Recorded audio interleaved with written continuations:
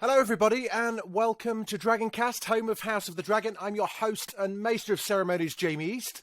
Joining me this week for our regular roundup of Hot D action. Hey, what? It's not caught on yet. I'm surprised at that. Are, as always, journalist, writer and amputated fingers from the hand of the king, Chris Mandle. And this week's very special guest, Radio 1 DJ, television presenter, games inventor, and television inventor as well now. It's House of the Dragon fan, me old mucker, Mr. Matt Edmondson. How are you, Matt? I'm good, thank you. You know, spinning all the plates all the time, but delighted to get to chat about this show with you guys. Amazing, absolutely. We can't wait. Now, before we get stuck into the latest helping of Hot Tea, here's your weekly reminder to press all the relevant buttons, you know the ones, ring all the available bells, you can be notified. If you're not already subscribed to the channel, you can do that if you're watching this in YouTube, I think it's down there somewhere, or if you're listening to this on your Spotify or Apples or your Amazons or whatever, just hit the follow button. Right, on with the show. Goodness me, the old adage is true, there ain't no wedding like a Westerosi wedding. That was draft 2 of S Club Party, I think. Chris, initial thoughts. It did not fuck about. Yeah, well, at first I thought, oh, this wedding's going quite well, because every time someone kicks off and there was going to be a fight, it sort of calmed down and everyone settled their differences.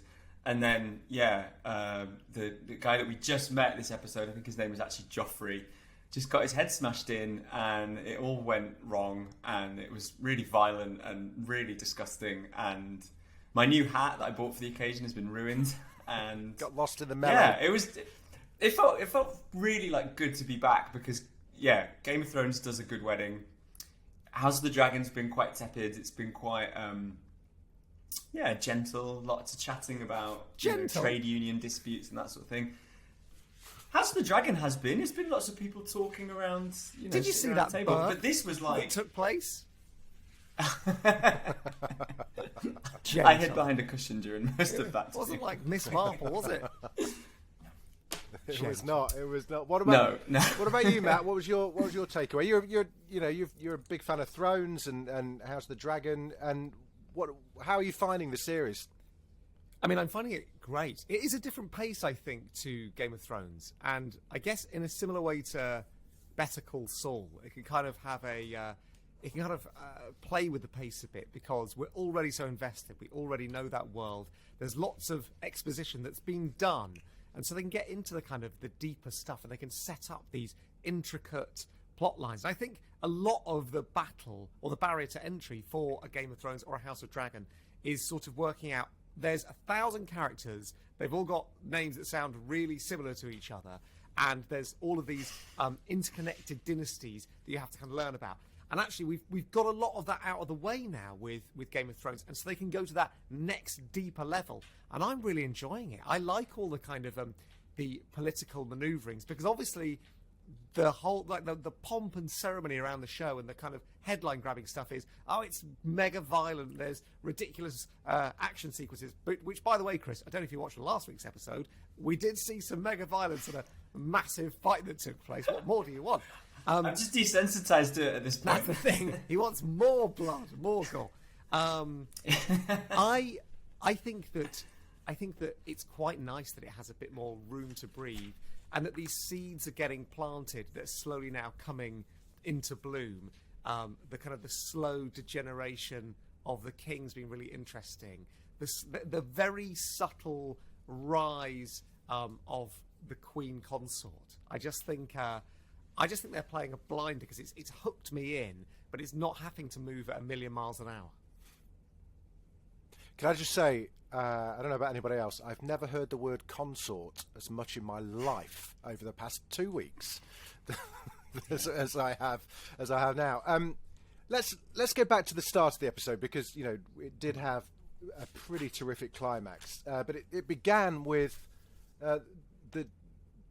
the dissolving of another wedding, which we saw Daemon visiting. I can't even remember her name. She was that. Her name is Rhea Royce. Rhea Royce. How can I not forget her? She's the Rolls rolls Royce. off the Well, love tongue. don't live there anymore. Yeah, exactly. Yeah, it's a really interesting use of the word dissolving there, Jamie, because I'm not sure that that's necessarily how it would be described on her death certificate.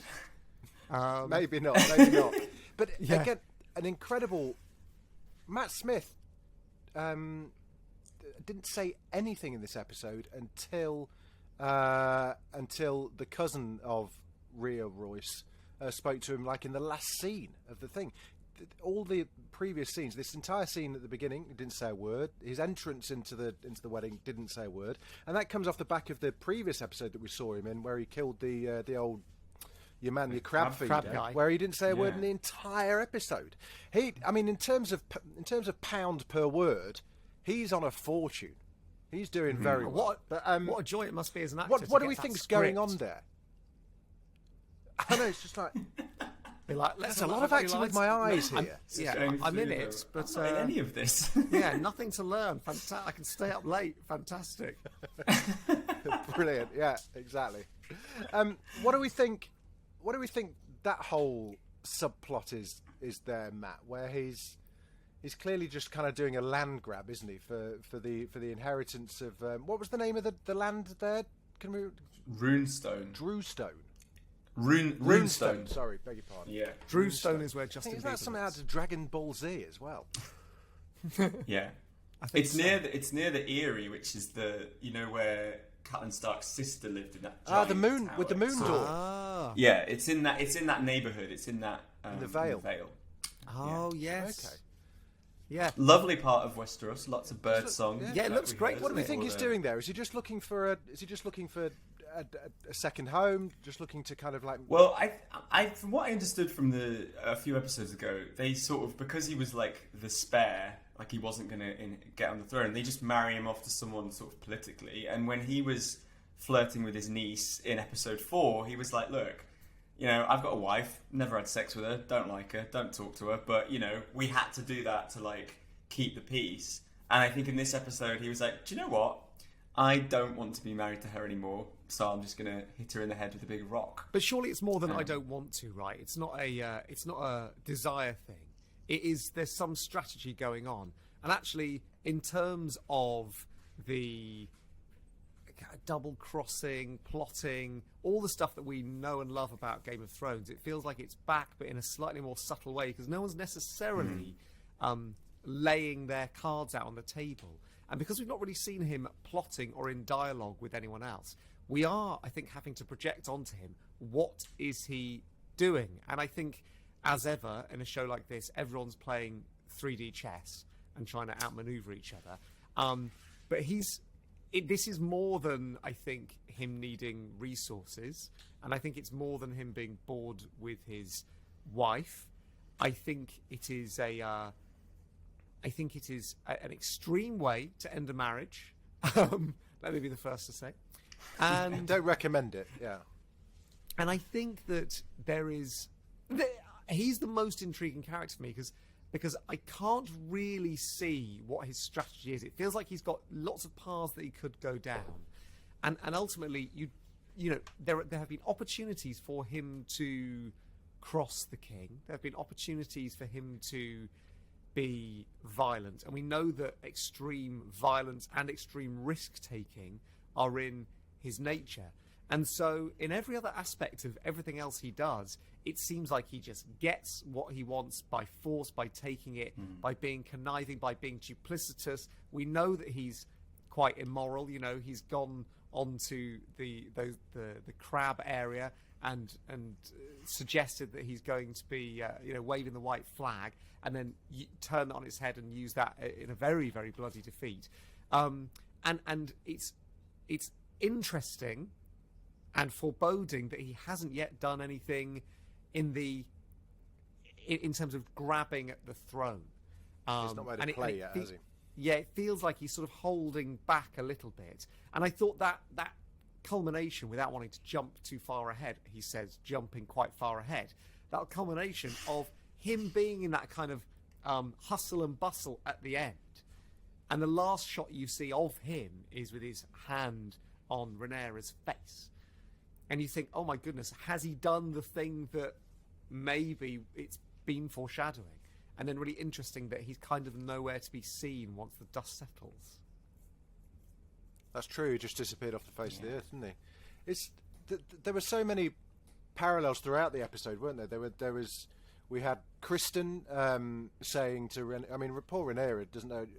she's gone from not knowing who to marry to having like 3 blokes kind of throwing themselves at her. So Kristen mirrored Daemon, but in a very different way. Both of them saying, "Let's get out of this town. Let's get on a dragon and fly away into the sunset." Although Kristen's kind of tempting on a boat full of oranges and cinnamon. I mean, not really. I mean, it sounds more like a Christmas market, but not something that really kind of enticed her.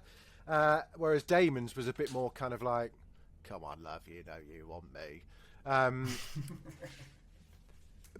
Yet, and then poor Joffrey with Kristen as well. There was a lot of conversations about just doing things for on the face of it rather than doing things because you mean it. Yeah. I really like the walk along the beach between Rhaenyra and Laenor, where the metaphors were dripping. I felt quite sad about what happened at the end, because it kind of seemed as though, you know, to quote Sid Owen's great reggae cover of the late 90s, they had a good thing going. A real good thing. It just sounded like the perfect arrangement. You know, if only Kristen was happy. He used the word whore. I was just going to say side piece. If only he was happy with that. It kind of seemed as though it could have been good, right? Yeah, it feels like in a situation with royals in the world of Westeros, they are going to have to marry politically. But actually, if you can have that conversation, I mean, I think people could learn a lot about communication from that stroll on the beach. Honest communication, it's fantastic. You know, they could, if those two were on Married at First Sight, it'd be an absolute dream. We never quite learned which was which. Was Goose the penis and Duck the vagina? I wasn't quite sure. Never quite worked that out. Rhaenyra said Goose was too greasy for her, so read into that what you will. Oh, okay, fine, lovely. There you go, lovely little thought. She needs to rinse it with boiling water before putting it in the oven. That's how you get a crackling good skin on a vagina, on a goose rather. Oh. Yeah. Spicy. Oh dear. Yeah. I was going to say, I just think that arrangement, you're right, it would have been absolutely fantastic. And in many senses, it's great. You've got a ready-made dinner party, haven't you? You've got your your official marriage, and then you've got, you know, your side pieces.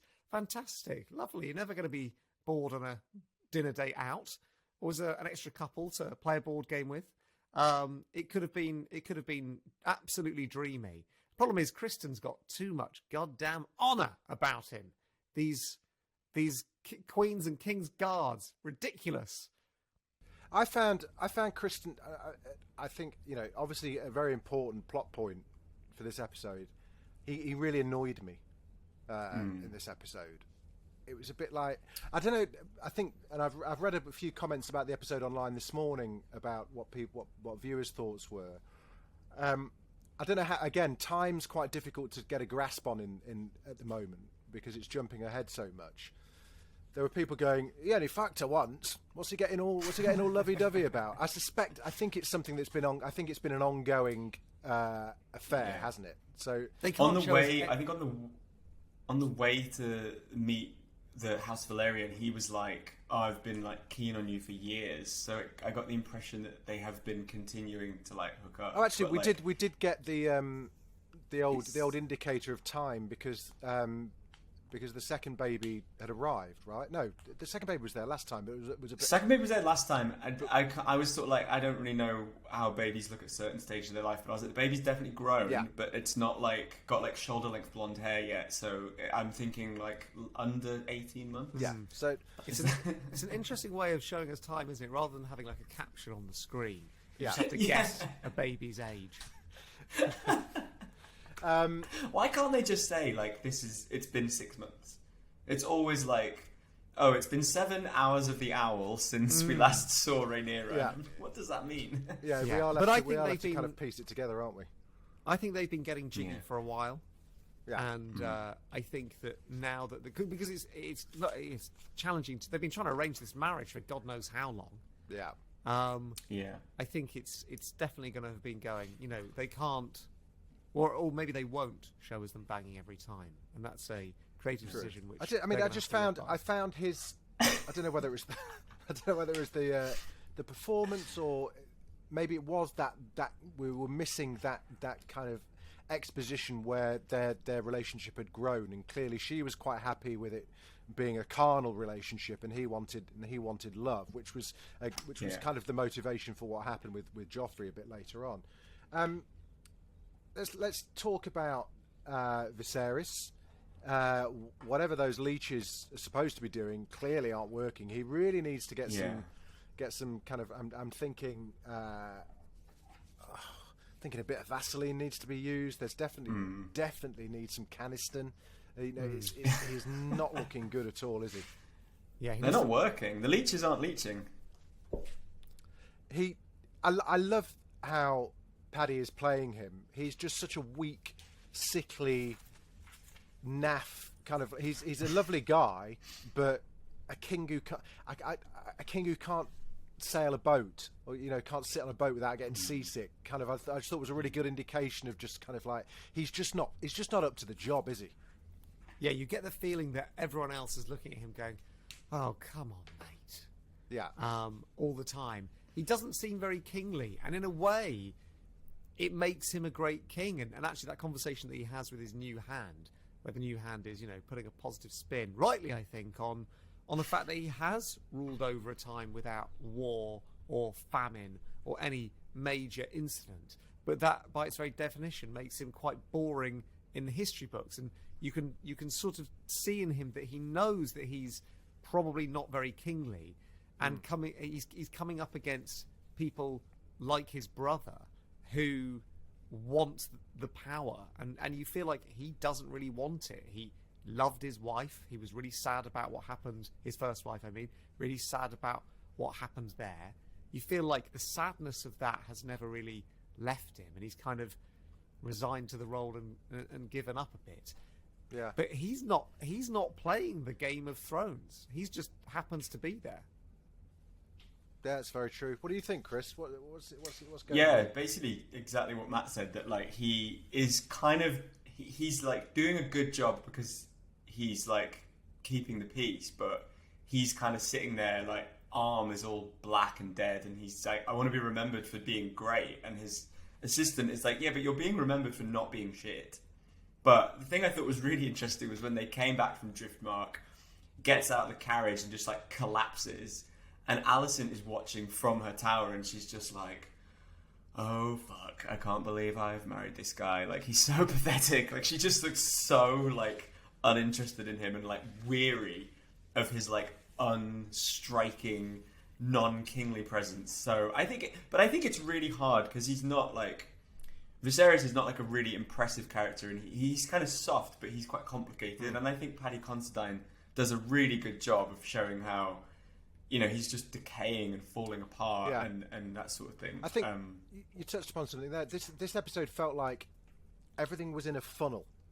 All the different, all people's thoughts about each other were in a funnel, and all kind of joining together at the very narrow end. And that moment with Alicent on the tower, I think, yes, there was part of her kind of like going, fucking, how did I end it with this? Look at the state of that.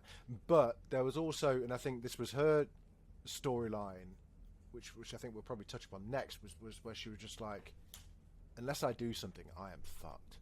I am in serious trouble. And actually that is not going to be far away. So when his nose bled at the wedding, when he collapsed on there, and this, that and the other, time is not on Viserys' side, and Alicent has realised, I think, people have literally looked her in the eye and told her that unless she does something, Rhaenyra is going to basically kill all her children the second that the king dies. And she's got a justification now, because Rhaenyra has lied to her, and she knows that. So that was one great scene with this, and it was a classic kind of like almost a farcical. It was a bit like Noises Off style thing where there were two conversations. 1 man, 2 governors. Yeah, there were yes, exactly. There were two conversations. Although House of the Dragon managed to refrain from putting James Corden in an episode.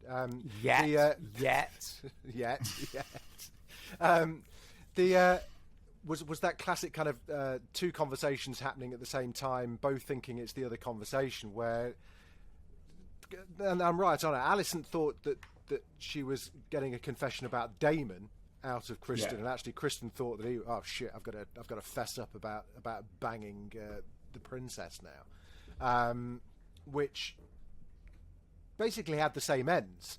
Was that Alicent realised that she had lied. What did she swear on? Rhaenyra swore on something. Rhaenyra swore on her late mother's life that she was telling the truth. Yeah. So Alicent has now realised that actually. Well, hang on a second then. As far as Rhaenyra is concerned, she's still told the truth. She wasn't asked about Kristen. She was asked about Daemon. So no one's really lied. Oh well, no. I think Rhaenyra has lied because what happened between her and Daemon? It wasn't, it wasn't full incest, but it was certainly approaching. It was more than just them running off into the night, wasn't it? Yeah. It was. I think that by withholding some of the information, she has lied. She very much said it's outrageous that anyone would even intimate that something like that had occurred. Yeah, and it did occur. It was very non-specific, though, wasn't it? There was no. It was not, but it was quite clear. Like, no, everyone's lying. Your dad's lying. The information, the intel he's got is false, and the intel wasn't false. Everything that that's true. The hand shared with the king. That's why was correct. That's why it's so good, isn't it? That it's like, I didn't really lie, but I also did. And I thought what was really interesting about Alicent and Kristen, though, was that if Alicent had been a bit more like straight to the point and interrogating him, she would have got a different answer. But it's because she was faltering, because she hadn't got into that mode of slaying people and getting throwing the gauntlet down a bit. It's because of all of that Kristen sort of blurted out oh, I'm so sorry about what I did with the princess. And she was like, wait a minute, I was trying to ask you about something else. Yeah. And that's what was so clever about it. As soon as she has that information, we now know we see her rise into this very imperial, very frightening position where she sort of by the end of the episode says to him you're on my team now, Team Green. Yeah. And there's just all this sense of subterfuge and sneaking around, and that's what I loved about this episode. It's a proper rom-com trope, though, isn't it? It was proper Ross and Rachel. Just tell them that you fucking love them, for God's sake. It was that infuriating. Look, just ask the question. You will get a straight answer if you just say, "Did you sleep with Daemon?" Or did but then we wouldn't be where we are. We wouldn't be where we are. The actor who plays the Queen Consort was so good at doing the kind of steely, pissed off look, maintaining a face of just quiet fury and really Emily conveying without having much to say, really looking at her and you going, okay, she's changed. This she now has parts of the puzzle that she didn't have before, and she's realizing that she's got a motive, which is protecting herself and her own kids, and she's got all this information which she's stumbled upon, and also she's sort of spared this guy and then saved his life by intervening at the end, and now she's got a guy on the inside. She's got a little spy there. Yeah, she's been building her network, hasn't she, this episode, since her father left. He's can't be here to protect you. And she also has sort of been hanging out with that. My favourite character this episode is Laris. Oh, don't. Strong. I've just looked at my notes, and we're going to have to edit. We're going to have to censor this. All I've written, there's one line that just says "shit stirring little." And that was in my guest bio. But you need someone like that in the show, don't you? He's just but also brilliantly written in as well, because the seeds when he was there at the tour at the hunt was where we first kind of saw him, and we saw his kind of his presumably something like polio victim or something, or polio. He's got his nickname is the Clubfoot, because he's got a deformed foot, and his family are it's a bit of an obvious nickname because he literally does have a club foot. But he is the Hand of the King's son. He's the other son of there's two sons, and the guy that he was next to at the wedding feast is his brother, who I think is like a knight or something. But brilliant. Matthew Needham, Breakbones is the other fella who's kind of quite mountain-esque, I think, quite hound-esque. He's the one that kind of storms in during the fight.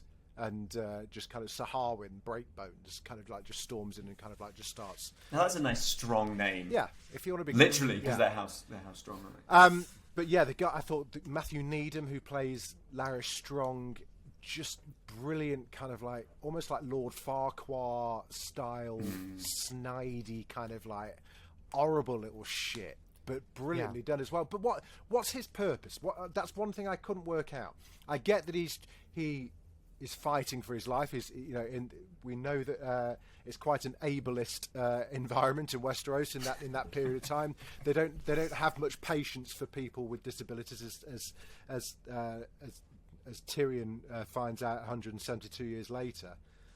What's his purpose? What's he doing? Is he just trying to make his own life better? Is he trying to secure some kind of role within the future of the realm? Because he is the Littlefinger, isn't he? He's kind of he is. I think his thing. He said that his thing is that he just listens, and often people ignore him and they look past him because he's not particularly striking. And he's like, I just, there he was, literally stooped over, like hanging out by that weird looking plant. I thought the whole thing. But he made so weird. The openings. Well, he said, when he was talking about the bush from Braavos, it's indigenous to Braavos. It shouldn't survive here, but it's thriving. Now, is he referring to himself there? I'd love to. If anyone's listening, any theories that people have got that are listening, get in, tweet us at Dragoncast_pod or email dragoncast@daftdoris.com, because I thought that was quite a good little thing. Maybe I felt like that was a metaphor for her, that she sort of, when she started. I don't really, she was the daughter of the King's Hand, so she was there. She was sort of a friend of Rhaenyra, but she was like a low-level player, and it just so happened that the Hand obviously could see the opportunity in terms of wedding her to the king. And I think that she has seemed really out of place. I felt very sorry for her to be sort of thrust into that position that she doesn't want to be in. This sort of grieving older man, having to father his children, also in the wake of how his wife died, it having a massive impact on her relationship with her friend, the princess, also having a massive impact on her relationship with her dad. But actually, she is starting to blossom and bloom into her own power in a way that no one would have expected. You would, when if in episode 1, if you'd have said, "Is this character going to become part of this thriving and conniving team?" you would have thought, nah, there's nothing to her. But she's been a really sort of slow, steady, paceful power grabber. Yeah, and Emily's acting, like as you said, Matt, it was just incredible in this episode. I mean, this is the last. I'm sure most people know this already, but this episode 5 is the last time we'll see Millie and Emily as. I didn't know that. Do you not know this is their goodbye? Oh, that was no. That was their final episode. Episode 6 is almost like a reset, really. Chris describes jumps forward. Chris describes it, and also the two Velaryons, Laenor and Laena Velaryon, get recast as well. Oh, so my there's God. 4 of them. Let's talk about the marriage between Rhaenyra and Laenor. Corlys got what he wanted. He didn't seem particularly happy with it, though. They were fighting over the names. And am I right in thinking Viserys won that, really? He was kind of like, well, they'll take the name, but when they become king or queen, they will be Targaryens, not Velaryon. Was that right? That's what I... Yeah, which is sort of... It's interesting. That whole thing was interesting because I thought it was so quite emasculating for Viserys to have to make the journey there. And even when he got there, they were like, oh yeah, we're not coming out to meet you, we're already sitting inside. Yeah. Like, it was really shady at times. And it just shows that Corlys I don't think really respects Viserys that much. But yeah, even though the offer of like, would you like to marry the heir to the throne? I mean, that's like top tier, exactly. Like, that's political machinations. That's side of the stage when Kanye's playing Glastonbury. That is. It is. Yeah. It is exactly what it is. And I think like it's interesting that he doesn't want that, because I think he's like, well, your daughter's like being the heir is being contested, and we've seen before this season that the people of Westeros, they're not the most forward-thinking feminists that we are. They're like, what if a man did it instead? That would be much better for everyone. So I think he's kind of feeling like, well, do I want to get into this? Like, I can see how it benefits you because you can't find anyone to marry your daughter. But if we marry into your family and everyone contests the rule, like, their children could be impacted. And I can see why he's been a bit cool on it. He's got his cool, sort of slightly hippie-ish island that he lives on. They're both dressed a little bit funkier than the people at King's Landing. So yeah, it was interesting. But Viserys definitely won that, I think. White people with dreads are always a bit like that, though, I find. Eve Best gives me Meryl Streep in Mamma Mia when she sort of like bursts through the doors with her like loose pants on. It's just like, hey, yeah. She's great though, isn't she? I think as the Queen That Never Was. Yeah, she's really good. Criminally so underused. Good. Criminally Underused. Like, it really actually does annoy me because she's kind of one of those things that is missing a little bit. That sort of slightly waspy, like slightly sour. With the old put downs here and there. So yeah, but I think Viserys made a case for it working, and I think it seems I mean, apart from the absolutely awful ends to the wedding, it seems to have been a success. So we'll see where that goes. I think with that conversation though, you just can't trust it. I think an agreement between a man who you know is going to die and someone else holds absolutely no water. And I think in terms of the ever-changing landscape of the Iron Throne, I can really imagine that, you know, come 10 years down the line, that decision just won't be overruled. Well, that's why I think he was asking about the succession, because it was kind of like, well, you're not going to be around very long. As soon as you go, people are going to want to off Rhaenyra. So what happens to the heir then? Because he's already thinking 2 steps ahead and thinking, well, if they have a son, which would be my grandson, there's a chance that he will just within days become king. Yeah, what Matt was saying is that like Viserys is so ill and so shit. People don't even want to make deals with him because they're like, you're not. How long have you even got left to live? Like, why are we going to get into this with you? It's true. Yeah. That's true. He's never going to get life insurance, is he? No, exactly. What's interesting is that the Queen That Should Have Been, is that what they're calling her? If not, they should, because it rhymes. The Queen Who Never Was. Queen Who Never Was. Yeah. Queen well, that's better. That's better, Matt. Yeah. The Queen That Should Have Been, the Queen That Never Was. It's really interesting because she is not invested in the battle. She's not invested in the injustice that her husband is trying to avenge, and it is an injustice that was that's hers to either forgive or to want to avenge. But there's something more going on with him, that he's using that as his justification. Oh, you should have been queen, ergo he should have been king consort. But she doesn't care. And I think she can see the benefit of, like, look at everything around us. We're having a great time here. Do we need this faff? And I think it probably is massive faff, but also incredibly life-threatening faff for your kids. Yeah. Because, as the point was made, if Westeros and Seven Kingdoms say, not our queen, then what are they going to do about that? Yeah, exactly. Yeah. I think also we never really got the full conversation that Corlys had with Daemon by the camp by the fire that time. So we know that there's something hatched between the pair of them. We just haven't seen what yet. Because well, I have a theory about that. Go on. Because like Daemon and Laena were like kind of getting a bit flirty at the wedding. So I kind of wondered if when they had that fireside chat, he was like, "Look, Viserys doesn't want to marry my like child." My very young child. Maybe when she's older, Daemon, why don't you marry her? Which is why Daemon got rid of his wife. Okay. In this episode. Right. Okay. Yes. That could be it. Whilst we're talking, Velaryon, if you'd indulge me, I think it's time for a bit of a wisdom. This week's wisdom is all about House Velaryon. Here we go. House Velaryon is an ancient house of Old Valyria. Their sigil depicts a silver seahorse on a sea green background.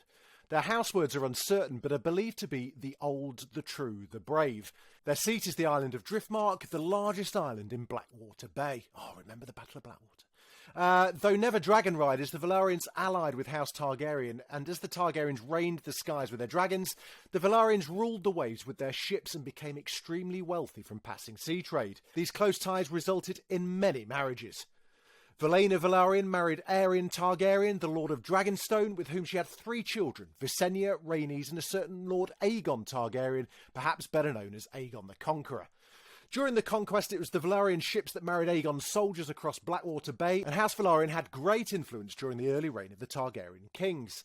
Now, when Lord Corlys Velaryon, also known as the Sea Snake, made his famed voyages across the seas, he accumulated so much wealth that House Velaryon became the richest house in the realm, and he the wealthiest man in the 7 kingdoms. Corlys would wed Princess Rhaenys Targaryen, and she gave birth to 2 children by him, Laena and Laenor, confusingly named. Why can't they just... What's wrong with like Tom and Janet? When Rhaenys' claim to the throne was cast aside at the Great Council in favour of her cousin Viserys Targaryen, the relationship between the 2 great houses became strained. When King Viserys' first wife, Queen Aemma Arryn, died, 12-year-old Laena Velaryon was suggested as a new bride, but she too was cast aside in favour of Alicent Hightower, adding further to these tensions.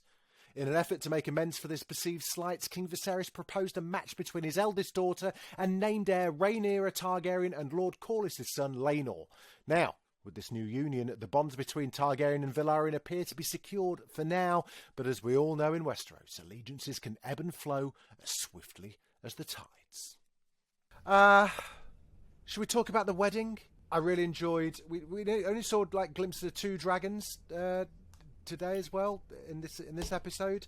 I've seen a lot of people going, where are the rest of the dragons? I've got a feeling they're going to come. We're going to take a look at the teaser trailer for next week's episode. I suspect there's more dragons on the way, but we saw procession, we saw the Velaryons enter, and then Daemon's brilliant kind of like last minute. There's always one of them at a wedding, isn't there, where you have to go and find a chair. It's just always very one of awkward. those. So obviously didn't RSVP. He didn't feel the need to RSVP though, did he? He was just kind of like, thought, I'll rock up, I'll just plonk in it. Any food? Very inconsiderate. Very inconsiderate. Well, I did think had he been invited, because there was no obvious place for him, but they can't turn him away, and it feels like every time he shows up, it is in an uninvited way, and then he gets banished. Right, you're gone now, forever, you're gone, and then he'll come back again. And that's another sort of sign of weakness of the king, which is he's told him a million times, JoJo style, get out, leave right now, and he just keeps coming back, and the king does nothing about it. He does. I mean, the last time wasn't the last time that they were together was when he kicked the shit out of him on the floor of that very room. My question was, watching that episode, where do they keep the spare chairs in that giant It was very close to castle? hand, wasn't it? It was like they have like a utility cupboard with a mop in it. Like in a church hall. Yeah, like we had kids' parties in the church hall. Yeah. Yeah, where all the spare kitchen roll is and all that sort of thing. There's got to be, hasn't there? I enjoyed the seething fury of his ex-wife's cousin, I think it was. I didn't get his name. Not that I don't suppose it really matters. Actually, I guess I think it will begin with R. Knowing that family, they love their Richard, Roy. It's Gerald. Gerald. Connor says it's Gerald. After all the names in Westeros, we've got all these names. Then like Jason Gerald. Lannister, so funny. Jason, they just throw him in there. Gerald. Yeah. And then, but Alicent nowhere to be seen. This is post chat with where she learns of the tea. I do hope she's okay. That brilliant kind of Laenor speech where it's just like, oh my goodness, I'm so glad I'm wrong. You mean Larys? Larys Strong. Yeah. He's such a little shit stirrer, isn't he? Just going, oh, she had a lot of tea, and she must be really unwell. Hint, hint. Why was she hanging back? Do we know? Do you think she was just twisting the knife a bit? Just again showing, like Matt said, showing weakness in Viserys by not bowing to him? My reading of it was that she was trying to embarrass Viserys by not being there at the right time. A lot of the time as a wife in Westeros, you just have to turn up and look nice, and she sort of delayed that because people were asking about her. But the big thing was when she arrived in green, because what Larys said at the banquet was when House Hightower declares war, the beacon that is what their name is derived from goes green. Right. And she changed out of, she's been wearing black and red, like Targaryen colours, ever since she got married. Bit of blue every now and then. And today she wore green for the first time. Everyone's eyes were on her, and I think it was a real clear signal, like, I'm a Hightower, and I'm not gonna stand by and let Rhaenyra take the throne. It was a declaration of war via fabulous frock. See, So my mind had gone by that point, because my first thing was, she looks like Princess Fiona. But Yeah. thanks for that. It's very Shrek. That was, I missed that on my first watch, but when I watched it this morning, it kind of locked into place, definitely. The whole thing felt like a power play, even without all of those incredible details. And Chris, I love that you know all of that stuff, because it feels like it all makes sense. But it just felt like someone stepping out of the shadows and sort of owning their own presence a bit. I think being fashionably late, which she was both in terms of what she was wearing and what time she got there, is that's as cool back in Westeros as it is now, right? And having a moment where all eyes are on you. And actually, it's a trick that Daemon has pulled a couple of times, which is rock up late, everyone looks at you, you become the star of the show suddenly. And which he did, and then she trumped that. I think it's I think it feels like a real power move. But also, I think she is fuming with that family. I think she's fuming at her husband for his general kingly ineptitude. The fact that he got rid of her father, the fact that she's been lied to by Rhaenyra, the fact that it's been very clearly stated that if Rhaenyra succeeds the throne, she's at risk and her kids are at risk. And she's just pissed off. And I think she's embarrassed that it's her fault that her father got banished as well, as Otto told her in that brief scene between the pair of them. He was just like, "You fucking did this." And there's nothing worse than small talk at a family dinner table with people you don't like. Yeah, he says from his own experience. Are you all right, Matt? Blink twice, Matt. Yeah, twice. Send help, Jamie. So, I think what a wonderful way to avoid all of that. Turn up at the last minute, and also, make a bit of a scene. And then, Viserys kind of cuts up his speech because Alicent turned up late. He couldn't even remember where he was. And then there was I love the dancing. Where do they? Right, you want to know where they keep the chairs. I want to know when they learn these hugely elaborate. This is no weekend TikTok dance. This was like proper. There were stories being told there. Were they when Laenor and Rhaenyra did their first dance? They did this kind of like flapping. Was that Dance of the Dragons? Would that have been? I wondered if it was some sort of. It just reminded me of like those nature documentaries where the birds will sort of like the plumage, pull these ridiculous, sort of dancing around each other. But obviously, when we get to Game of Thrones, they're not dancing like that anymore. It's obviously gone out of fashion by that point. Yeah. Back in the day, everyone was doing the funky dragon or whatever it is. Exactly. But I just think the thing I loved was when that Royce character started having a go at Daemon. He was like, that wasn't an accident. You killed my cousin. And there's this like coordinated flash mob behind them doing like a hop and a jump. It was so fun. Who teaches them this? It was great. The scene in the wedding. There was a sense. As soon as we saw started getting fast cutaways of Viserys kind of attacking his quail, cut to someone dancing, cut to Daemon kind of like looking through the crowd from afar, you knew that shit was about to go down. And the music was fantastic. The score when Alicent walked down was just brilliant. I don't know if that was some kind of like Hightower motif that we're going to see kind of like dotted throughout, but in true throne style, you knew that something horrible was going to happen. You just didn't know where it was going to come from. And it was a brilliantly directed episode where it could have come from any one of about 5 different places at that point. The king could have died.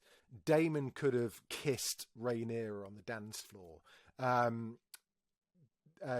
Kristen could have obviously did what he went on and did, although that was the most surprising one. It was like, what the hell's Sir Joffrey done to you, mate? He was just saying that we should kind of like stick together. He was not the guy that he should have killed, right? That felt just like a bit of a weird... I don't know. I think he's... We know... There's one thing that we know about Kristen, it's that he's almost too loyal, right? He's too noble, and he's too willing to sacrifice himself. You know, the very first thing he asks for when... There's no sense of self-preservation whatsoever about him. You know, when the Queen Consort says to him...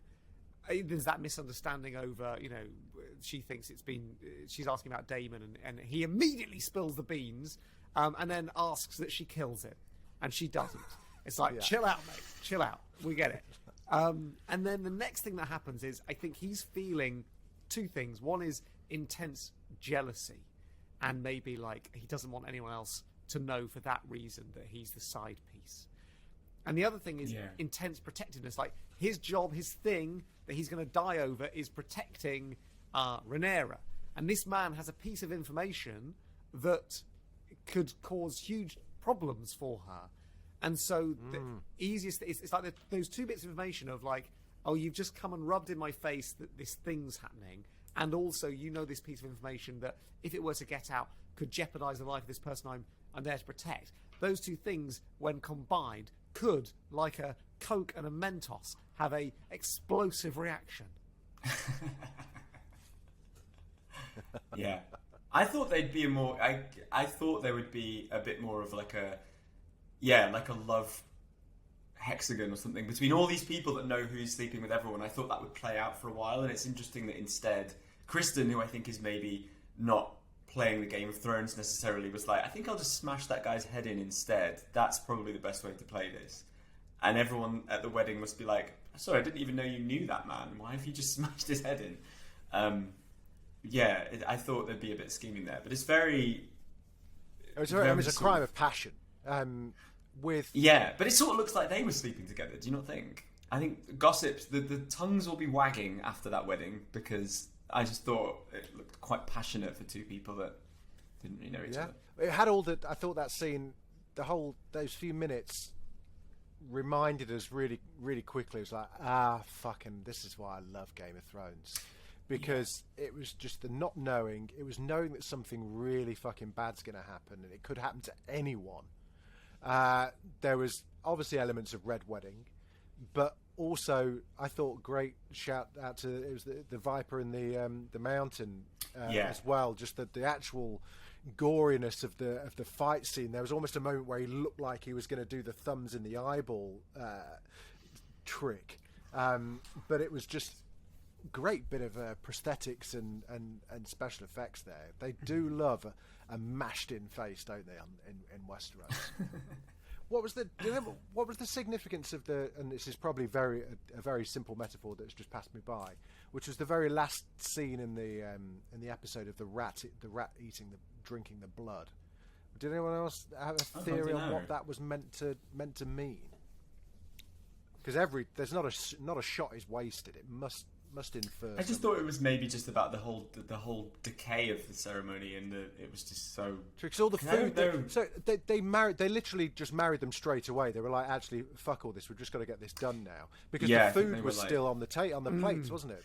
Well, I was a bit like, it's not as if they have to give the venue back. Like, they live there. Like, why can't they just do it tomorrow? But yeah, probably just like, look, we need to just get this done. Because Viserys said there was going to be 7 days of feasting and tourneys, and then the wedding. And then it wasn't even the wedding, was it? It was the feast of the ceremony, and then they were like, "Oh my god, this is already a disaster. Let's just get it done. Get the ideas done." But I'm not sure about the rat. I took maybe the rat to be sort of symbolic of how little it matters, how little everything matters. That someone's this brutal thing's happened, but as far as that rat's concerned, it's just dinner. It's just food. Yeah. Just a bit of food there on the floor. But I think the idea of the degeneration is quite a nice bit of symbolism as well. Like it's all gone to shit a bit. It really has. I mean, I guess that was the whole point. As we said, it kind of feels like very much like this is the end of part 1 of season 1, and which actually will segue nicely to let's have a look at the teaser trailer now and see what part 2 has in store for us.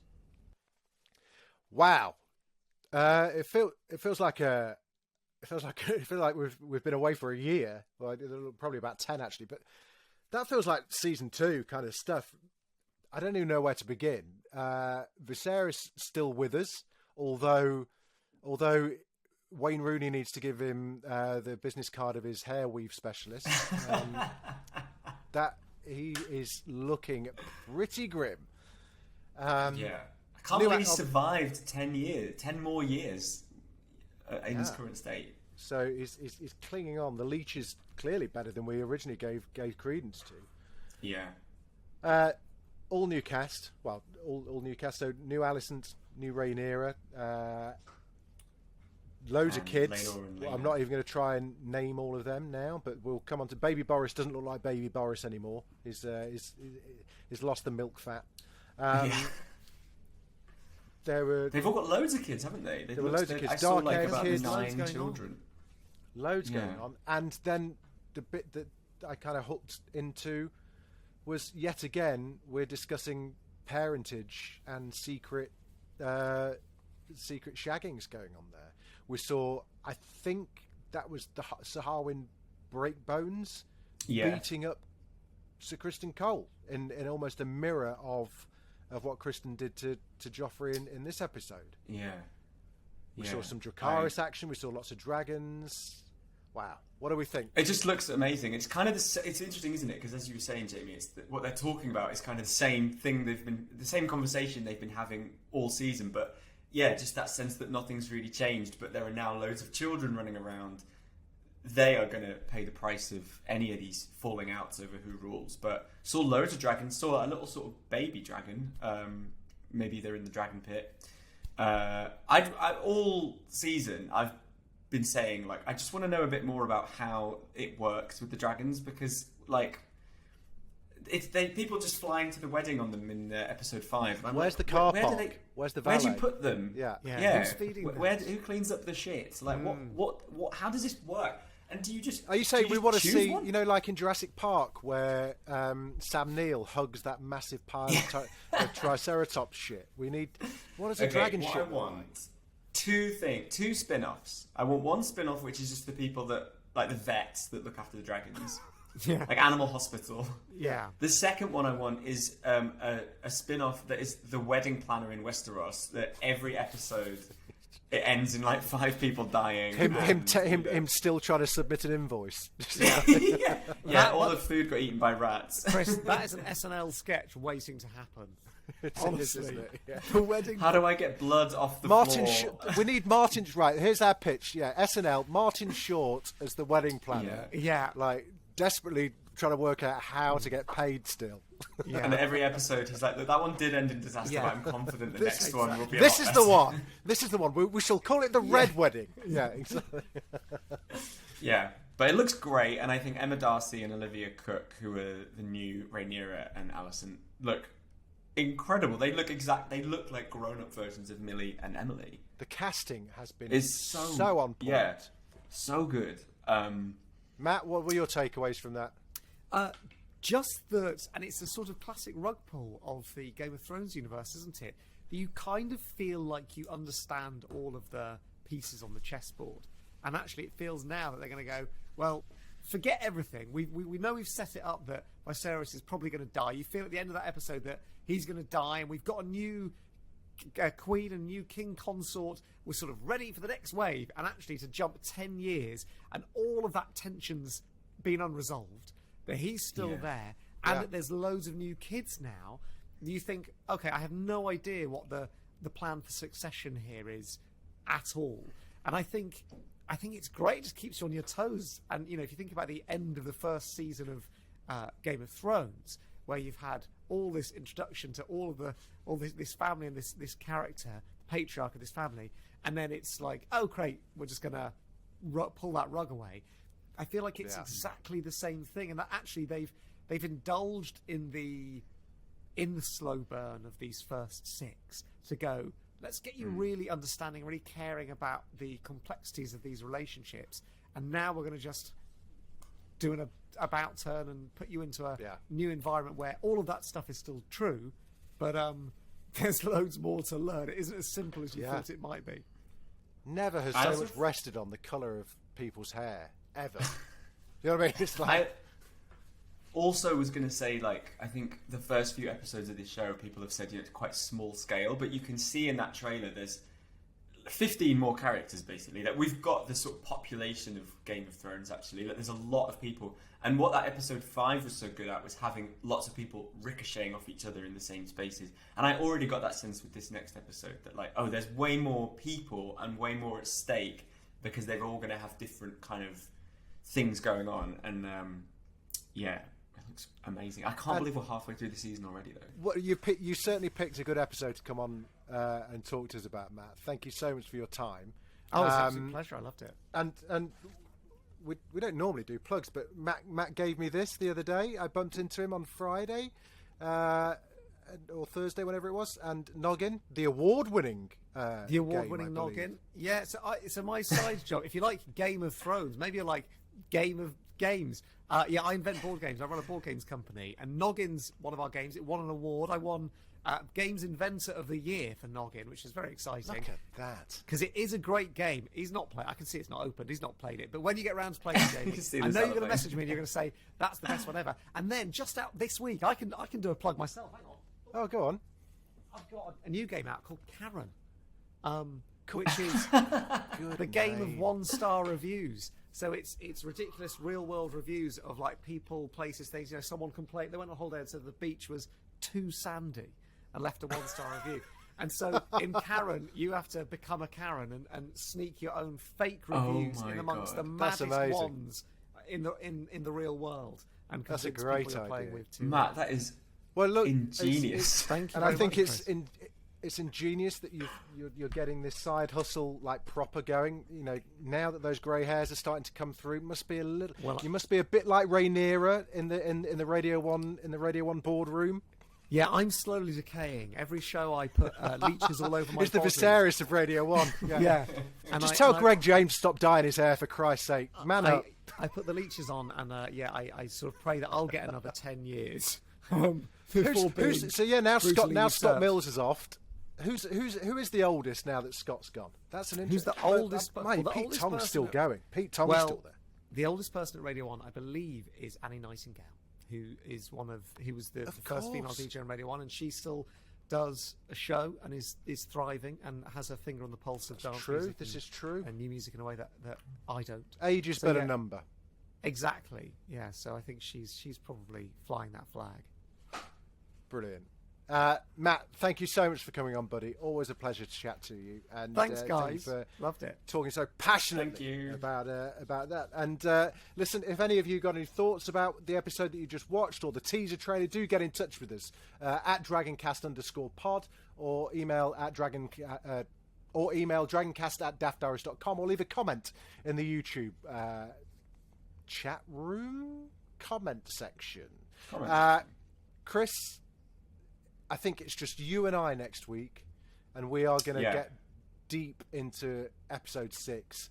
We're also going to be recast for the occasion, aren't we? Yeah, We're exactly. going to be played by older actors to signify the jump on the show. I'm going to be played by Ryan. Jamie. Yeah. Yeah, exactly. I'm being played by Ian McKellen next week. Perfect. Until then, thank you so much for listening, watching. Matt, thank you so much. Chris, thank you so much. Dracarys. There will be a new episode of Dragoncast, home of House of the Dragon, every single week. Do us a favour, subscribe, like, leave us a comment, let us know what you think of the podcast. Follow us on Twitter at dragoncast.pod or send us an email, dragoncast@daftdoris.com. Thanks very much.